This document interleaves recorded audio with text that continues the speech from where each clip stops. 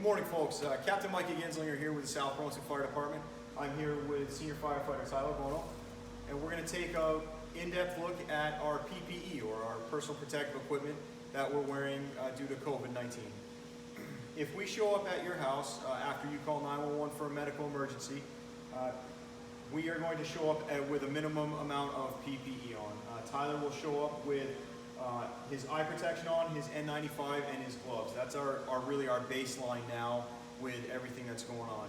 If we have some sort of a presumptive positive COVID-19 or someone that has flu-like symptoms or a high temperature or a respiratory issue, Tyler's going to wear a little bit more PPE when he comes to your house. He's going to show up with his goggles on and his N95, his gloves, but he's also going to show up with a gown on.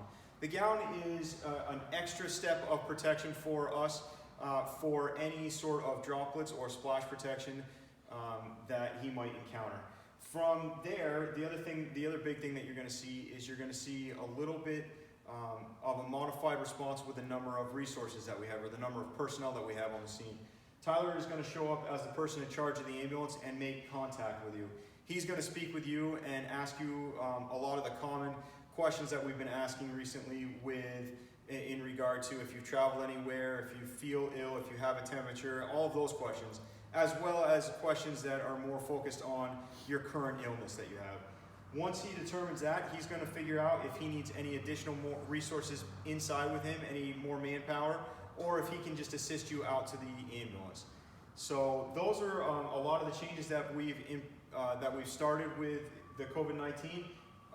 And that's really a look at our new PPE that we're wearing. Okay, folks, now that we've talked about our PPE for our EMS calls, now we're going to talk about our PPE for our non-EMS calls and how that has changed a little bit for COVID-19. Our non-EMS calls might be fire alarms to commercial buildings or residential buildings, CO activations in commercial or residential buildings, motor vehicle accidents, and a large list of other incidents that we respond to. You can see Tyler's changed into his fire gear. Additionally, with his fire gear, he's also got on his medical gloves, he's got on an N95, and he's got on his eye protection.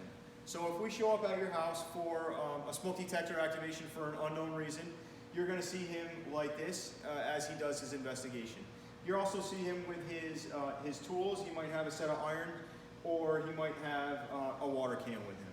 So we have had to change up a little bit of our public interaction when it comes to COVID-19, even on non-EMS calls. As Captain Genslinger stated, we have had changes to our protocols and our assessments that we perform on each emergency medical run.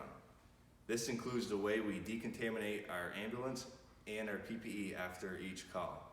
This can take up to 30 minutes. Yeah, that's right, Tyler. And due to that length of time for the new decontamination, we are staffing a second ambulance here in South Burlington.